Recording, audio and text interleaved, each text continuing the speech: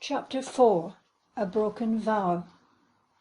His mind poisoned with regrets, he got out of bed to die. The sliding glass door to the balcony had been left open to let in the sea air, and as he wore nothing to bed, it felt pleasantly cool on his skin. The sound of the waves lapping upon the shore covered the slight noise he made. Once he put on his glasses, he could see everything clearly by the light of the comet.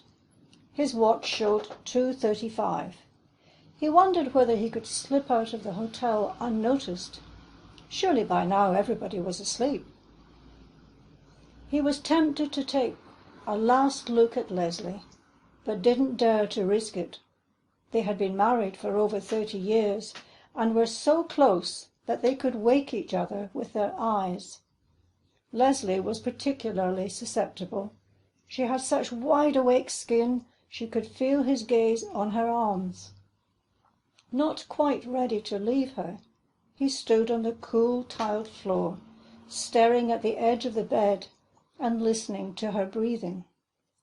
He pictured her half waking in the morning, reaching out for him, then sitting up, looking around, calling his name, assuming he was in the bathroom.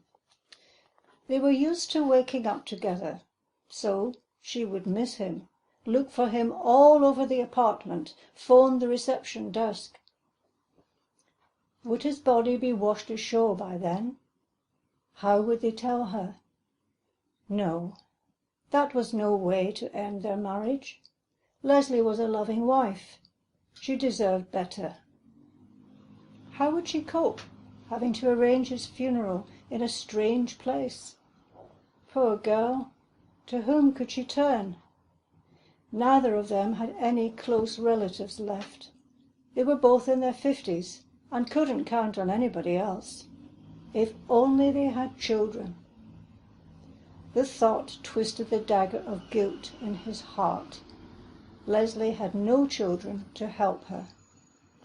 Tears welled up in his eyes as he brooded on how desolate she would be when they told her that they had found his corpse. But it didn't occur to him to spare her the grief and go back to bed. There was a rustle of sheets and the sound of her turning around. Did she sense that he was up? Holding his breath, he tiptoed out of the bedroom without glancing in her direction. He walked across the dark hallway without bumping into anything. She would cry for a while, he decided, taking a deep breath. But sooner or later she would remember the child.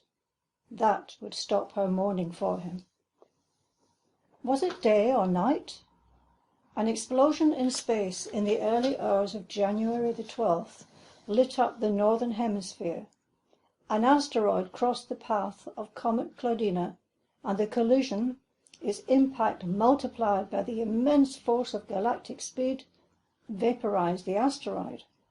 A huge mass of frozen gases the size of the Alps broke off the comet's main body and, caught in the solar wind, exploded.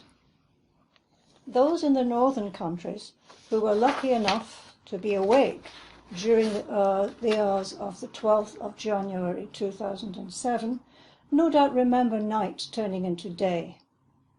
Though the window was only a narrow slit in the wall, Jim Taylor's bathroom was suddenly flooded with piercing light, revealing his bloated body in a full-length mirror with appalling clarity. There's no way she could still love me. It's just obstinacy, he thought, as he struggled into his swimming trunks, stretching the elasticated waistband to get it around his belly.